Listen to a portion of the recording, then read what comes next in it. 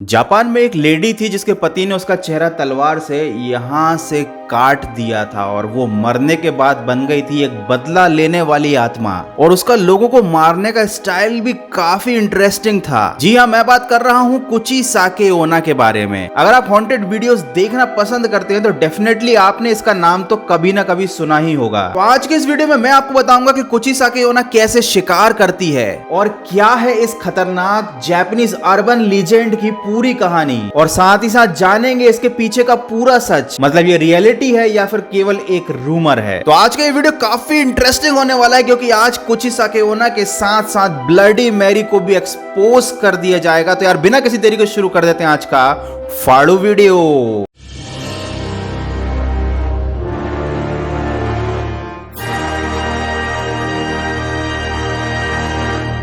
1970 के दशक की बात है। जापान में एक औरत की बड़ी दहशत थी जिसका नाम था कुचिसाके ओना। ये अपने चेहरे पर सर्जिकल मास्क लगाकर घूमती थी क्योंकि इसका चेहरा कटा हुआ था जैसे किसी ने तलवार से इसके मुंह के 2 टुकड़े कर दिए हों। ये औरत सुनसान इलाकों में बच्चों को अपना शिकार बनाती थी। ये अपने शिकार से क्वेश्चन करती थी कि क्या मैं खूबसूरत हूँ, और अगर जवाब मिलता था नहीं तुम खूबसूरत नहीं हो तो ये उसको कैंची की मदद से मार डालती थी। लेकिन अगर सामने वाला बंदा समझदार है और कह देता है कि हाँ आप खूबसूरत हो, तो फिर ये लेडी कुचिसाके ओना अपने चेहरे से मास्क हटाकर उसे अपना डरावना रूप दिखाती थी और फिर वही सवाल पूछती थी कि क्या मैं खूबसूरत हूँ। उसका खतरनाक रूप देखने के बाद कौन कहेगा कि वो खूबसूरत है, और जैसे ही कोई कहता था कि नहीं तुम खूबसूरत नहीं हो तो वो उसे मार डालती थी। लेकिन अगर उसका चेहरा देखने के बाद भी कोई झूठ बोल देता था कि हाँ तुम खूबसूरत हो, तो कुचिसाके ओना अपनी कैंची की मदद से उस सामने वाले बंदे का चेहरा भी वैसे ही काट देती थी, उसे भी अपनी तरफ बदसूरत बना देती थी। और जब वो कैंची से किसी का चेहरा काटती थी तो इतना ब्लड बह जाता था कि उसकी भी मौत हो जाती थी। मतलब आगे कुआं और पीछे खाई। 1970 के समय जापान में इस औरत का इतना ज्यादा खौफ था कि लोगों ने अपने बच्चों को घर से बाहर निकालना पूरी तरीके से बंद कर दिया था। लेकिन कुछ जापानीज लोग काफी स्मार्ट थे। जब कुचिसाके ओना बोलती थी कि क्या मैं खूबसूरत हूं, तो वो बोलते थे कि हाँ आप खूबसूरत हो। और जब वो अपना मास्क हटाती थी तब वो जवाब ना हाँ में देते थे और ना ही ना करते थे। वो कुछ इस तरह से जवाब देते थे, सो या एवरेज। इससे कुचिसाके ओना कंफ्यूज हो जाती थी और सामने वाले इंसान को भागने का मौका मिल जाता था। अगर गलती से कुचिसाके ओना मेरे सामने आकर मुझसे ये सवाल पूछे कि क्या मैं खूबसूरत हूँ, तो मेरा जवाब होगा माँ मुझे कुछ दिखाई नहीं दे रहा। माँ ये दुनिया इतनी अंधेरी क्यों है माँ। या तो मेरी एक्टिंग से खुश होकर वो मुझे छोड़ देगी या मेरी ओवर एक्टिंग की वजह से वो मुझे वही मार डालेगी। अगर आपका सामना ऐसी किसी औरत से हो जाए तो भाई आपका क्या जवाब होगा, कमेंट करके मुझे जरूर बताना। कुचिसाके की कहानी जानने से पहले वक्त है एक मजेदार फैक्ट जानने का। इस जोकर को आप सब जानते ही होंगे बहुत अच्छे तरीके से। तो इसका जो बेसिक कॉन्सेप्ट था दैट वाज इंस्पायर्ड बाय कुचिसाकी। मतलब ये चेहरे के दोनों साइड कट लगाने वाला जो कॉन्सेप्ट था वो यहीं से लिया गया था। अब मैं आपको बताता हूं कि कुचिसाकी एक प्रेत आत्मा कैसे बनी। ये बहुत सुंदर लड़की थी और इसकी शादी एक जापानीज समुराई से हो गई। लेकिन कुचिसाकी का अफेयर एक दूसरे बंदे के साथ था। कुछ दिनों बाद समुराई को यह बात पता चल गई। उसने दोनों को रंगे हाथ पकड़ लिया, बातचीत करते हुए रंगे हाथ पकड़ लिया। कुछ गलत मत समझना। उस समुराई के दिल को बड़ा धक्का लगा तो उसने उस दूसरे बंदे से पूछा कि मेरी ही बीवी मिली थी क्या तुम्हें चक्कर चलाने के लिए। तो उस बंदे का जवाब था तुम्हारी बीवी बहुत ज्यादा खूबसूरत है इसीलिए मेरा दिल उस पर आ गया। और समुराई ये सुनते ही आग बबूला हो गया और उसने अपनी तलवार से कुचिसाके के चेहरे को काट दिया और कहा कि अब देखते हैं कि तुम्हें खूबसूरत कौन बोलता है। तलवार के इस घाव से उसकी मौत हो गई और उसके बाद कुचिसाके ओना बन गई बदला लेने वाली एक आत्मा। ये कहानी कितनी सच कितनी झूठ है इसके कोई सबूत नहीं है। ये एक अर्बन लेजेंड है। जब कोई जानना चाहता है कि भाई ये भूतनी आखिर ऐसा क्यों करती है, क्यों लोगों के मुंह को काट देती है, क्यों पूछती है कि मैं खूबसूरत हूं, तब ये दंत कथा सुनाई जाती है। बताया जाता है कि आखिर कुचिसाके ओना के भूत बनने के पीछे कहानी क्या है। लेकिन अब आगे हम जानने वाले हैं कि इस कहानी में सच्चाई कितनी है। गिफू एक प्लेस है जापान में और कुचिसाके ओना की कहानी का जन्म इसी जगह पर हुआ था। ये दंत कथा यहीं के लोकल लोगों ने फैलाई थी और ये पूरे देश में बहुत ज्यादा फेमस हो गई थी 1800 के समय। और उसके करीब 170 साल बाद फिर से कुचिसाके ओना की दहशत जापान में फैल गई जब बच्चे गायब होने लगे। ये अफवाह इतनी ज्यादा क्यों फैली, क्योंकि इससे बच्चों का बहुत ज्यादा फायदा हो रहा था। और ये जो रूमर था कुचिसाके ओना का, ये जापानीज हाई स्कूल्स में बहुत ज्यादा फेमस हो गया गया था। बच्चों का फायदा ये था कि उनको स्कूल नहीं जाना पड़ रहा था, उनके पेरेंट्स उनकी केयर कर रहे थे और इसीलिए सबने अपने बच्चों को घर में बंद कर लिया था। इसके ऊपर मूवीज बनी, आर्टिकल्स लिखे गए और गीफू नाम की ये जो जगह थी जहां से ये अफवाह फैली थी, वहां का लोकल बिजनेस बहुत ज्यादा इंक्रीज हो गया और यही रीजन था कि इस अफवाह को बहुत ज्यादा बढ़ावा दिया गया।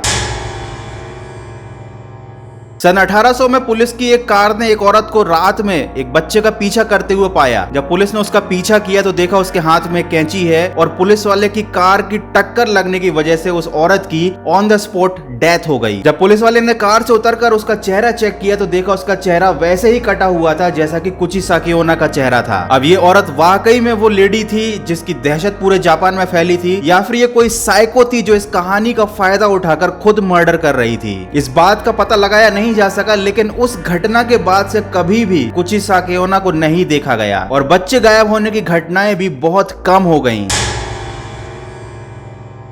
जापान में एक समय ऐसा आया था कि जब भी कोई बच्चा गायब हो जाता था तो उस समय उस घटना को कुचिसाकी से जोड़ दिया जाता था, लेकिन बाद में पता चला कि ये ह्यूमन ट्रैफिकिंग के केस थे। मतलब जो लोग मानव तस्करी करते थे वो लोग बच्चों को अगवा कर लेते थे, किडनैप कर लेते थे और फिर कोई इस चीज की ज्यादा इन्वेस्टिगेशन करता नहीं था क्योंकि लोगों को लगता था कि शायद वो बच्चे कुचिसाकीओना का शिकार हो गए हैं। तो आप यूट्यूब पर जितने भी वीडियोस देखते हैं जो बताते हैं कि ये बिल्कुल सच कहानी है, जापान में एक ऐसी औरत हुआ करती थी, उन लोगों ने शायद पूरी रिसर्च नहीं की थी। एक और अर्बन लीजेंड है जिसका नाम है ब्लडी मैरी और अब मैं आपको उसका एक ऐसा फैक्ट बताने वाला हूं जो आपका दिमाग घुमा देगा। जिन लोगों को नहीं पता ब्लडी मैरी गेम क्या है या ब्लडी मैरी क्या है, मैं बता दूं कि ये एक हॉरर या हॉन्टेड गेम है जहां पर आपको रात को 3 बजे अकेले बाथरूम में जाना है और शीशे के सामने 3 बार ब्लडी मैरी का नाम सामने लगे शीशे में बोलना है। अगर आपने ये काम कर लिया, रात को 3 बजे 3 बार कांच में देखकर उस औरत का नाम बोल दिया, तो फिर वो इस दुनिया में आ जाती है और फिर करती है आपका शिकार। लिटरली मुझे नहीं समझ में आ रहा कि कौन वो लोग होते होंगे जो ऐसा गेम खेलेंगे। बहुत से उल्लू लोग खेल भी लेंगे। तो आखिर रात को 3 बजे ऐसा क्या होता है? देखो, एक रिसर्च के मुताबिक अगर आप शीशे में 10 मिनट तक लगातार अपने आप को ऐसे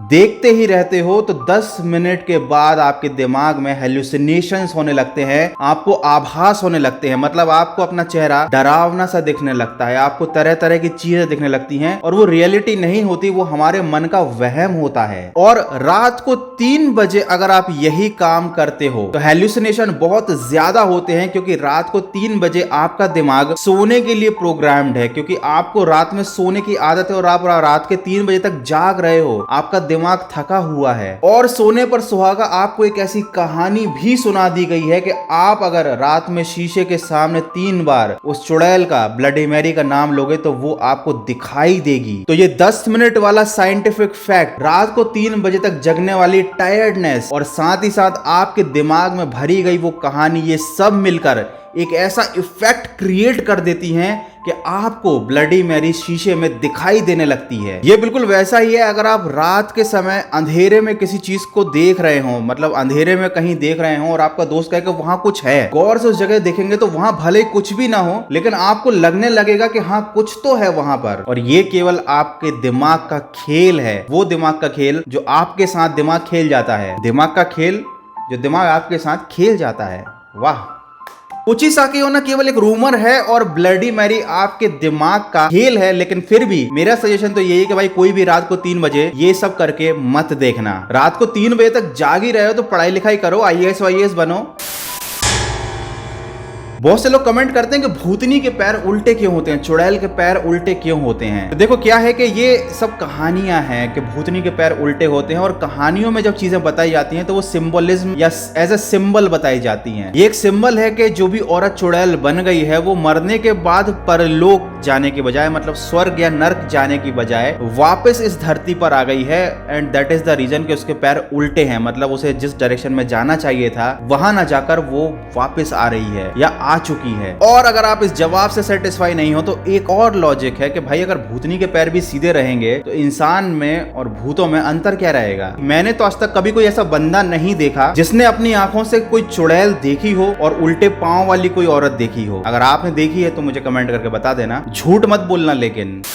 तो हो सकता है जब आप ये वीडियो देख रहे हो तो हमारे चैनल पर 5 लाख सब्सक्राइबर्स पूरे हो चुके हों, क्योंकि जो लोग इस चैनल से शुरुआत से जुड़े हुए हैं उनको मालूम है कि ये चैनल मैंने एज अ बैकअप स्टार्ट किया था, तभी इसका नाम है गौरव कटारे एक्स्ट्रा। मेरा मेन चैनल गौरव कटारे वो भी एक टाइम पर हैक हुआ था, अब वो फाइनली वापस आ चुका है, काफी टाइम पहले ही वापस आ चुका है। क्लियर इसलिए कर रहा हूँ क्योंकि अभी भी बहुत से लोग कमेंट करते हैं कि भाई तुम्हारा चैनल वापस आया कि नहीं, तो मैंने सोचा एक बैकअप चैनल बना लिया जाए। लेकिन आप लोगों ने इतना प्यार दिया कि इस पर भी 5 लाख सब्सक्राइबर्स हो चुके हैं, और इसी 5 लाख की खुशी में हमने पहले ही डिस्ट्रीब्यूट कर दिया कुछ गरीब बच्चों को फूड देते टाइम मैंने फोटो नहीं खिंचाया या वीडियो नहीं बनाया, क्योंकि वो थोड़ा अच्छा नहीं लगता, ऑकवर्ड लगता है, मुझे भी थोड़ी सी शर्म आती मुझे भी थोड़ी सी शर्म आ रही थी, तो मैंने जस्ट फूड के वीडियोस बनाए, दैट्स इट यार। बस आज की वीडियो में इतना ही। अगर वीडियो अच्छा लगा तो लाइक कर देना, नए हो पहली बार आए हो तो सब्सक्राइब कर देना। मिलते हैं अगले फाड़ू वीडियो में।